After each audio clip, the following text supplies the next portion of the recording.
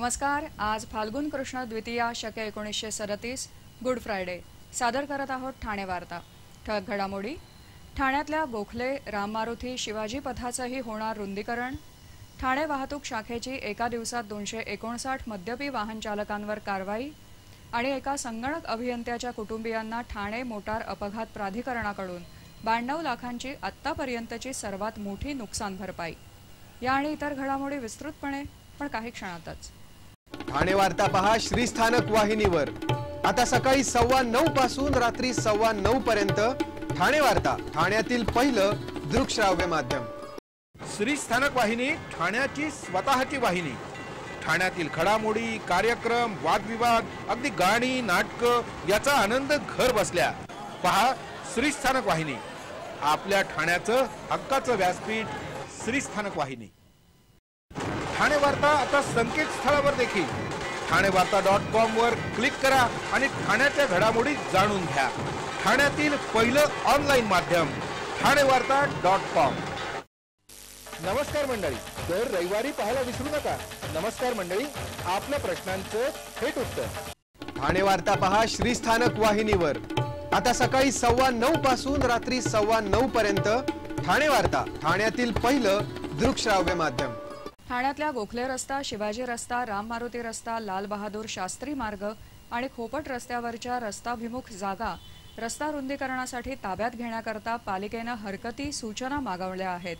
शासनानं ठाणे महापालिकेची विकास योजना मंजूर केली असून सुधारित मंजूर विकास आराखड्यानुसार गोखले रस्ता, शिवाजी पथ, राम मारुती रस्त्याची रुंदी 18 मीटर तर लाल बहादूर शास्त्री मार्ग आणि खोपट रस्त्याची रुंदी 24 मीटर आहे।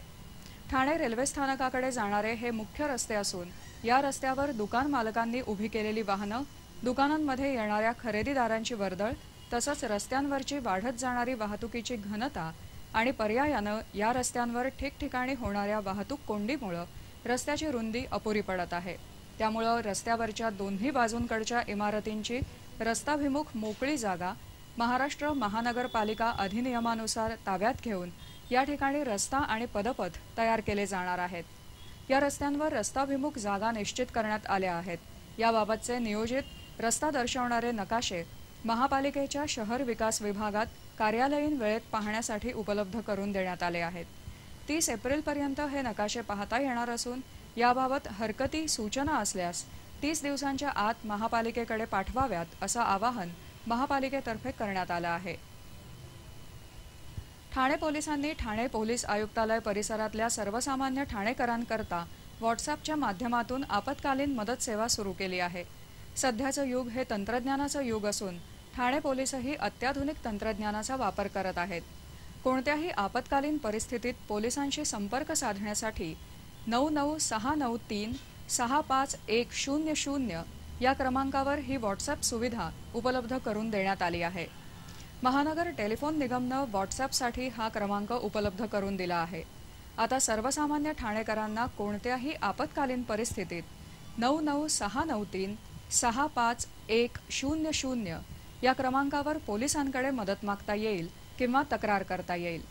ठाणे महापालिकेच्या अर्थसंकल्पात तरतूद असूनही महापालिका शाळेतल्या विद्यार्थ्यांना टॅब मिळू न शकल्यामुळे शिवसेनेचे पक्षप्रमुख उद्धव ठाकरे यांचं स्वप्न भंगल्याचा आरोप विरोधी पक्षांनी केला आहे। ठाणे महापालिकेनं महापालिका शाळेतल्या विद्यार्थ्यांकरता टॅब घेण्यासाठी आर्थिक तरतूद केली होती, पण वर्ष संपायला आलं तरी हे टॅब विद्यार्थ्यांना मिळालेच नाहीत। पालिकेची सर्वसाधारण सभा सुरू होण्यापूर्वी सर्व विरोधकांनी सभागृहाबाहेर ठिय्या मांडून याचा निषेध केला। 19 फेब्रुवारीला झालेल्या सर्वसाधारण सभेत महापालिका शाळांमधल्या विद्यार्थ्यांना टॅब आणि शालेय साहित्य पुरवण्याच्या प्रश्नावर प्रशासन निरुत्तर झालं। त्यावेळी 4 दिवसांना लेखी अहवाल सादर करण्याबरोबर या अर्थसंकल्पात 3 कोटींची तरतूद करण्याचं गाजर दाखवण्यात आलं होतं, पण प्रत्यक्षात काहीच कृती झाली नाही। स्थायी समितीनं सादर केलेल्या अर्थसंकल्पात टॅबसाठी तरतूद नसल्यानं हा प्रश्न पुन्हा गाजला।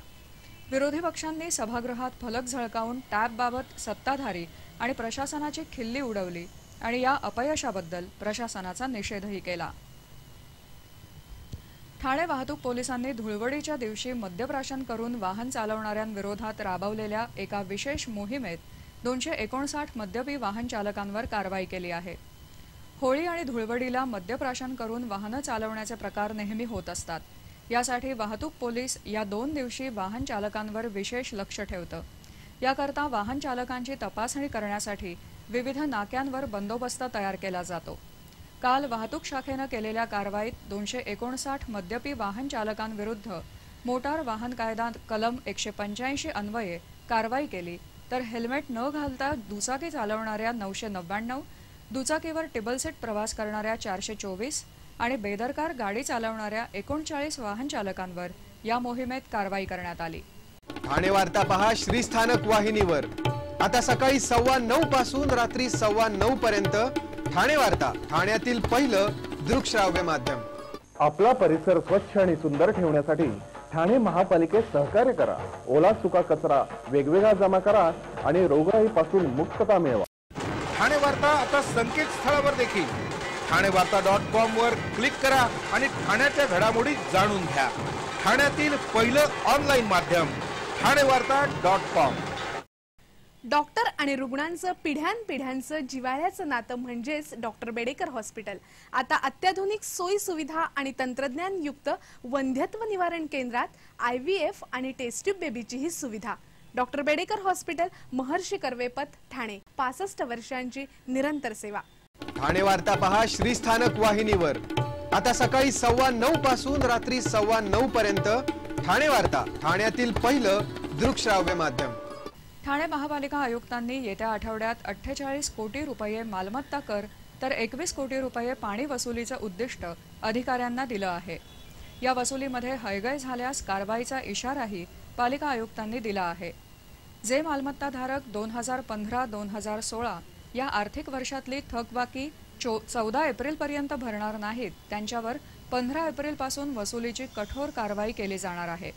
मालमत्ता कर न भरणाऱ्यांचा पाणी पुरवठा खंडित करणं, मलनिस्सारण वाहिन्या ब्लॉक करणं आणि वीज पुरवठा खंडित करण्याचे आदेश महापालिका आयुक्तांनी दिले आहेत. आज सुट्टी असतानाही महापालिका आयुक्त आणि सर्व उपायुक्त, सहाय्यक आयुक्त आणि सर्व विभाग प्रमुखांच्या घेतलेल्या बैठकीत प्रभागनिहाय मालमत्ता कर आणि पाणीपट्टी वसुलीचा आढावा घेतला. गेल्या वर्षी महापालिकेनं मालमत्ता कराची 293 कोटींची वसुली केली होती, तर यावर्षी मालमत्ता कराची आत्तापर्यंत 307 कोटींची वसुली झाली असून आणखी 48 कोटी येत्या 8 दिवसात वसूल करण्याचे आदेश पालिका आयुक्तांनी दिले आहेत. पाणीपट्टीपोटी गेल्या वर्षी 80 कोटींची वसुली झाली होती, तर आत्तापर्यंत 99 कोटींची वसुली झाली असून मार्च अखेरपर्यंत 21 कोटी रुपयांच्या वसुलीचं उद्दिष्ट समोर ठेवण्यात आलं आहे. जे मालमत्ता कर आणि पाणीपट्टी योग्य मुदतीत भरणार नाहीत, अशांवर वसुलीसाठी कडक कारवाई करण्याचे आदेश पालिका आयुक्तांनी दिले आहेत. ठाण्याच्या मोटार अपघात प्राधिकरणानं एका संगणक अभियंत्याच्या कुटुंबियांना 92 लाख रुपयांची नुकसान भरपाई मंजूर केली असून आतापर्यंतची ही सर्वात जास्त रकमेची नुकसान भरपाई असल्याचं सांगितलं जातं. वर्तकनगरमधल्या वेदांत कॉम्प्लेक्समध्ये राहणारे गोपाल मोहता हे टाटा कन्सल्टन्सीमध्ये अभियंते म्हणून कामाला होते. 31 मार्च 2007ला गोपाल मोहता हे आपल्या होंडा स्कूटरवरून वेदांतकडे येत असताना वेगानं येणाऱ्या बजाज MATच्या चालकानं त्यांच्या स्कूटरला जोरदार धडक दिली. यामध्ये गंभीर जखमी झालेल्या गोपाल मोहता यांना रुग्णालयात दाखल करण्यात आलं, पण उपचारादरम्यान नंतर त्यांचा मृत्यू झाला. गोपाल मोहता यांच्या कुटुंबियांनी या प्रकरणी MAT चालकाच्या विरुद्ध 2 कोटी रुपयांचा नुकसान भरपाईचा दावा दाखल केला. MATचा चालक आणि त्याच्या विमा कंपनीनं गोपाल मोहता यांचा झालेला अपघात हा त्यांच्या निष्काळजीपणामुळे झाल्याचा दावा करत नुकसान भरपाई देण्याचं नाकारलं. दोन्ही बाजूंकडून एकमेकांवर निष्काळजीपणाचे आरोप करण्यात आले.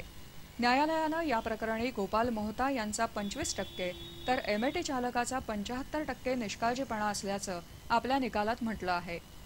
गोपाल मोहता यांचं वय पाहता त्यांचं वेतन आणि इतर सर्व बाबी पाहून 1,22 लाखांची नुकसान भरपाई मंजूर केली. मात्र गोपाल मोहता यांच्या निष्काळजीपणाबद्दल त्यातली 25% रक्कम वजा करून 91,61,000ची नुकसान भरपाई देण्याचे आदेश MAT चालक आणि विमा कंपनीला दिले. या विम्यातील 25% रक्कम गोपाल यांची पत्नी आणि त्यांच्या 2 मुलांना तर 12.5% रक्कम त्याच्या पालकांना देण्याचे आदेश दिले. या प्रकरणी युनायटेड इन्शुरन्स कंपनीतर्फे AK तिवारी यांनी तर फिर्यादी पक्षातर्फे PM टिल्लू यांनी काम पाहिलं. आज गुड फ्रायडे.